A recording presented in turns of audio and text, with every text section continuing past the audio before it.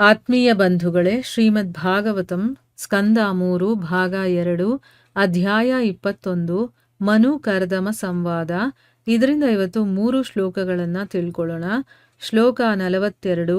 ಕದಂಬ ಚಂಪಕಾ ಶೋಕ ಕರಂಜ ಬಕುಲಾಸನೈಹಿ ಕುಂದ ಮಂದಾರ ಕುಟಜೈಶ್ಚೂ ತಪೋತೈರಲಂಕೃತಂ.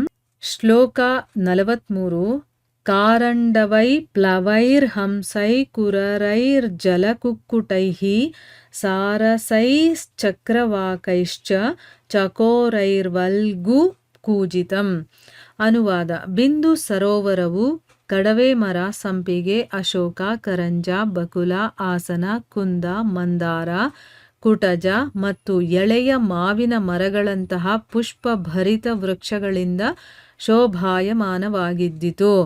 ಅಲ್ಲಿಯ ಗಾಳಿಯು ಕಾರಂಡವ, ಪ್ಲವ, ಹಂಸ, ಕಡಲಹದ್ದು, ನೀರುಕೋಳಿ, ಕೊಕ್ಕರೆ, ಚಕ್ರವಾಕ ಮತ್ತು ಚಕೋರಗಳ ಇಂಪಾದ ಸ್ವರದಿಂದ ತುಂಬಿದ್ದಿತು. ಶ್ಲೋಕ 44. ತಥೈವ ಹರಿಣ್ಯೈ ಕ್ರೋಡೈ ಶ್ವಾವಿದ್ಗವಯಕುಂಜರೈಃ ಗೋಪುಶ್ಚೈರ್ಹರಿಭಿರ್ಮರ್ಕೈರ್ನಕುಲೈರ್ನಾಭಿಭಿರ್ವೃತಂ.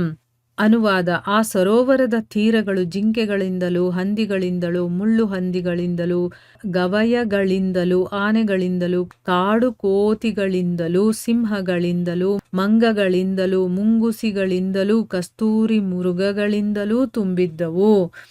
ಇವು ಶ್ಲೋಕಗಳು ಮತ್ತು ಅವುಗಳ ಅನುವಾದ. ಈಗ ಭಾವಾರ್ಥದ ಮೂಲಕ ನಾವು ಇದರ ಅರ್ಥವನ್ನು ತಿಳ್ಕೊಳ್ಳೋದಕ್ಕೆ ಪ್ರಯತ್ನ ಮಾಡೋಣ. ಓದ ಭಾಗದಲ್ಲಿ ನಾವೇನು ತಿಳ್ಕೊಂಡಿದ್ವಿ, ಆ ಸರೋವರದ ತೀರ ಇದೆಯಲ್ಲ, ಅದು ಎಲ್ಲ ಋತುಗಳಲ್ಲೂ ಕೂಡ ಫಲಪುಷ್ಪಗಳಿಂದ ಸಮೃದ್ಧವಾಗಿದ್ದಂತಹ ಮರಗಳು ಮತ್ತು ಬಳ್ಳಿಗಳ ಸಮೂಹದಿಂದ ಆವೃತವಾಗಿತ್ತು. ಆಮೇಲೆ ಬೇರೆ ಬೇರೆ ರೀತಿಯ ಧ್ವನಿಯನ್ನು ಮಾಡುವಂಥ ಮೃಗ ಪಕ್ಷಿಗಳಿಗೆ ಆಸರೆಯನ್ನು ಕೊಡುವಂಥದ್ದಾಗಿತ್ತು. ಕಾಡು ಮರಗಳ ತೋಪುಗಳ ಸೌಂದರ್ಯದಿಂದ ಅದು ಅಲಂಕೃತವಾಗಿತ್ತು. ಮತ್ತು ಆ ಪ್ರದೇಶದಲ್ಲಿ ತುಂಬ ಹರ್ಷಿತವಾಗಿರುವಂಥ, ಅಂದರೆ ತುಂಬ ಸಂತೋಷದಿಂದ ಆ ಪಕ್ಷಿಗಳು ಕೂಗುತ್ತಲ್ಲ, ಅದರ ಒಂದು ಗಾನಸ್ವರದಿಂದ ಅಲ್ಲೆಲ್ಲ ಪ್ರತಿಧ್ವನಿಯನ್ನು ಬೀರ್ತಾ ಇದ್ವು. ಮದವೇರಿದಂತಹ ದುಂಬಿಗಳು ಅಲ್ಲಿ ಸುತ್ತಾಡ್ತಾ ಇದ್ವು. ಮದಿಸಿದಂತಹ ನವಿಲುಗಳು ಗರ್ವದಿಂದ ನರ್ತನೆ ಮಾಡ್ತಾ ಇದ್ವು. ಸಂತೋಷದಿಂದ ಮತ್ತವಾದಂತಹ ಕೋಗಿಲೆಗಳು ಒಂದನ್ನೊಂದು ಕರಿತಾ ಇದ್ವು ಅಂತೆಲ್ಲ ತಿಳ್ಕೊಂಡ್ವಿ. ಇಲ್ಲಿ ಮುಂದುವರೆದು ಹೇಳ್ತಾ ಇದ್ದಾರೆ, ಬಿಂದು ಸರೋವರ ಅದ್ರ ಅಕ್ಕಪಕ್ಕ ಯಾವ ರೀತಿಯ ಮರಗಳಿತ್ತು ಅನ್ನೋದನ್ನು ಕೂಡ ಇಲ್ಲಿ ಹೇಳ್ತಾ ಇದ್ದಾರೆ. ಕಡವೆ ಮರ, ಸಂಪಿಗೆ ಮರ, ಅಶೋಕ, ಕರಂಜ, ಬಕುಲ, ಆಸನ, ಕುಂದ, ಮಂದಾರ, ಕುಟಜ ಮತ್ತು ಎಳೆ ಮಾವಿನ ಮರಗಳಂತಹ ಪುಷ್ಪಭರಿತವಾಗಿರುವಂಥ ವೃಕ್ಷಗಳಿಂದ ಅದು ಶೋಭಾಯಮಾನವಾಗಿತ್ತು.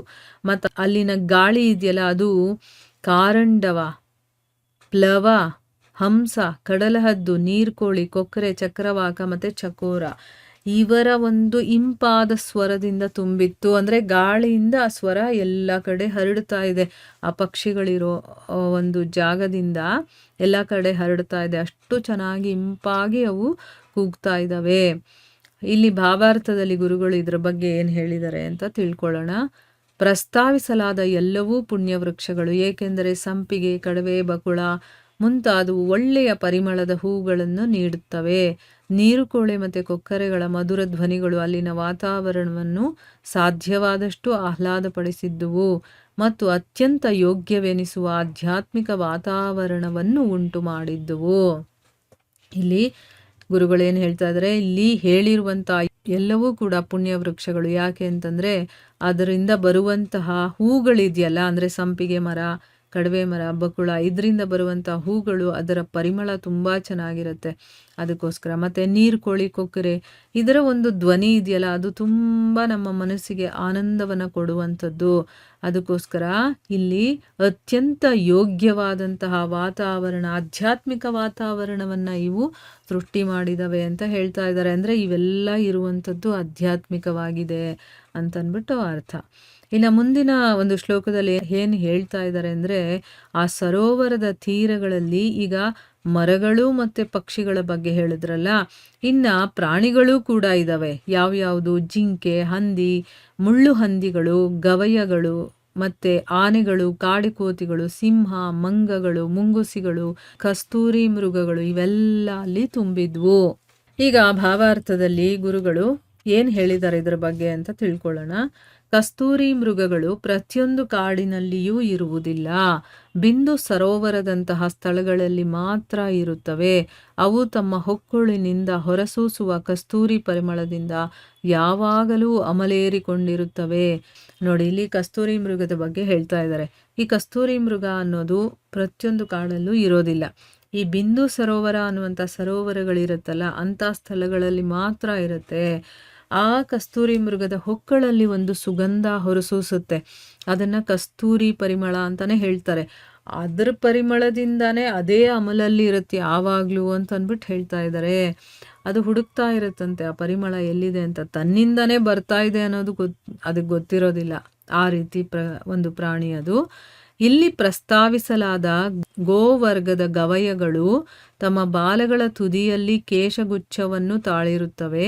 ಈ ಕೇಶಗುಚ್ಛವನ್ನು ದೇವಾಲಯದ ಪೂಜೆಯಲ್ಲಿ ದೇವಮೂರ್ತಿಗಳಿಗೆ ಚಾಮರವಿಕ್ಕುವುದಕ್ಕೆ ಉಪಯೋಗಿಸುತ್ತಾರೆ. ಗವಯಗಳನ್ನು ಕೆಲವು ವೇಳೆ ಚಮರಿಗಳೆಂದು ಕರೆಯುವರು ಮತ್ತು ಅವುಗಳನ್ನು ಬಹಳ ಪವಿತ್ರವಾದುದೆಂದು ಭಾವಿಸಲಾಗಿದೆ.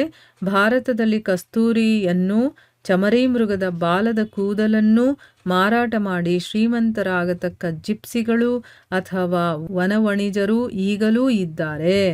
ಹಿಂದೂ ಜನಾಂಗದ ಮೇಲುವರ್ಗದವರಿಗಾಗಿ ಇವುಗಳ ಬೇಡಿಕೆಯು ಯಾವಾಗಲೂ ಹೆಚ್ಚಾಗಿಯೇ ಇದೆ. ಇಂತಹ ವ್ಯಾಪಾರವು ಭಾರತದ ದೊಡ್ಡ ನಗರಗಳಲ್ಲಿಯೂ ಗ್ರಾಮಗಳಲ್ಲಿಯೂ ಈಗಲೂ ಮುಂದುವರಿಯುತ್ತಲೇ ಇದೆ. ಇಲ್ಲೇನು ಹೇಳ್ತಾ ಇದ್ದಾರೆ ಅಂತಂದರೆ, ಇಲ್ಲಿ ಗವಯಗಳು ಅಂತ ಹೇಳಿದಾರಲ್ಲ, ಅಂದರೆ ಗೋವರ್ಗಕ್ಕೆ ಸೇರಿರುವಂಥದ್ದು. ಅದರ ಬಾಲ ಇರುತ್ತಲ್ಲ, ಅದರ ತುದಿನಲ್ಲಿ ಗುತ್ತಿ ಹಾಗೆ, ಅಂದರೆ ಕೇಶಗುಚ್ಛ ಇರುತ್ತೆ ಅಂತ, ಕುಚ್ಚಿನ ಹಾಗೆ ಅದರದ್ದು ಕೂದಲು ಇರುತ್ತೆ. ಈ ಕೇಶಗುಚ್ಛವನ್ನು ಏನು ಮಾಡ್ತಾರೆ ಅಂತಂದರೆ, ಈಗ ನಾವು ದೇವಸ್ಥಾನಗಳಲ್ಲಿ ಚಾಮರವನ್ನು ಬೀಸುವುದನ್ನು ನೋಡಿದ್ದೀವಲ್ವಾ, ಆ ರೀತಿ ಭಗವಂತನ ಮೂರ್ತಿಗಳಿಗೆ ಚಾಮರ ಹಾಕೋದಕ್ಕೆ, ಅದನ್ನು ಬೀಸೋದಕ್ಕೆ ಅದನ್ನು ಉಪಯೋಗ ಮಾಡ್ತಾರೆ. ಈಗ ಚಾಮರವನ್ನು ಯಾವುದರಿಂದ ಮಾಡಿದ್ದಾರೆ ಅನ್ನೋದು ಗೊತ್ತಾಯ್ತಾ? ಗವಯಗಳ ಒಂದು ಬಾಲದ ತುದಿಯಲ್ಲಿ ಬರುವಂಥ ಆ ಕೂದಲಿರುತ್ತಲ್ಲ, ಅದರಿಂದ ಮಾಡಿರುವಂಥದ್ದು.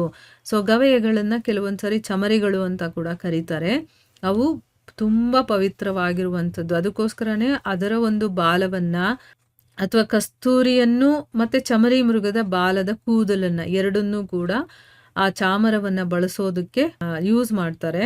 ಅದನ್ನು ಮಾರಾಟ ಮಾಡಿ ಬೇಕಾದಷ್ಟು ಜನ ಶ್ರೀಮಂತರಾಗ್ತಾರೆ. ಅಂದರೆ ವನವಣಿಜರು ಅಂತ ಹೇಳ್ತಾರೆ. ಅಂಥ ಒಂದು ಜನಾಂಗದವರು ಅದನ್ನೆಲ್ಲ ಮಾರಾಟ ಮಾಡಿ ಬೇಕಾದಷ್ಟು ಸಂಪಾದನೆ ಮಾಡ್ತಾರೆ. ಹಿಂದೂ ಜನಾಂಗದಲ್ಲಿ ಇರುವಂಥ ಮೇಲು ಜನಾಂಗದವರು, ಅಂದರೆ ಯಾರು ಆ ಒಂದು ಚಾಮರಗಳನ್ನು ಯೂಸ್ ಮಾಡ್ತಾರೋ ಅಂಥವರು ಈಗಲೂ ಬೇಕಾದಷ್ಟು ತಗೊಳ್ತಾರೆ. ಈ ವ್ಯಾಪಾರ ಭಾರತದಂತಹ ದೊಡ್ಡ ನಗರದಲ್ಲೂ ಗ್ರಾಮಗಳಲ್ಲೂ ಕೂಡ ಈಗಲೂ ಕೂಡ ಮುಂದುವರಿತಾ ಇದೆ. ಬೇಕಾದಷ್ಟು ಜನ ಚಾಮರಗಳನ್ನು ಮಾಡಿ ಅದನ್ನು ಮಾರಾಟ ಮಾಡ್ತಾರಲ್ವ, ಅದ್ರ ಬಗ್ಗೆ ಇಲ್ಲಿ ಹೇಳ್ತಾ ಇದ್ದಾರೆ. ಅಂದರೆ ಇದು ಆ ಪ್ರಾಣಿಗಳಿಂದ ಬರುವಂಥದ್ದು, ಅಷ್ಟೊಂದು ಪವಿತ್ರವಾಗಿದೆ, ಅದಕ್ಕೆ ಅದನ್ನು ಯೂಸ್ ಮಾಡ್ತಾರೆ ಅಂತ ಅಂದ್ಬಿಟ್ಟು ಹೇಳ್ತಾ ಇದ್ದಾರೆ.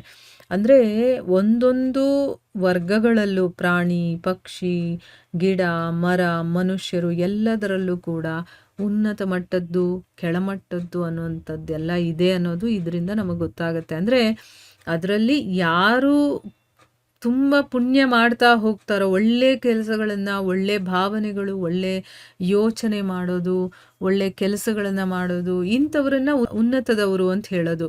ದುಡ್ಡಿನಿಂದ, ಐಶ್ವರ್ಯದಿಂದ ಅಳಿಯುವಂಥದ್ದಲ್ಲ ಇದು. ತಾವು ನಡ್ಕೊಳ್ಳೋ ರೀತಿ, ಗುಣ ಮತ್ತು ತಮ್ಮ ಚರಿತ್ರೆ ಇರುತ್ತಲ್ಲ, ಚಾರಿತ್ರ ಅಂತ ಹೇಳ್ತಾರೆ, ಕ್ಯಾರೆಕ್ಟರ್ ಅಂತ ಹೇಳ್ತಾರಲ್ಲ, ಅದರಿಂದ ಜನಗಳಿಗೆ ಯೂಸ್ ಆಗ್ತಾರಾ, ಬೇರೆಯವ್ರಿಗೆ ಉಪಯೋಗಕ್ಕೆ ಬರ್ತಾರಾ ಅನ್ನೋದ್ರ ಮೇಲೆ ಕೂಡ ಇದು ಡಿಪೆಂಡ್ ಆಗುತ್ತೆ.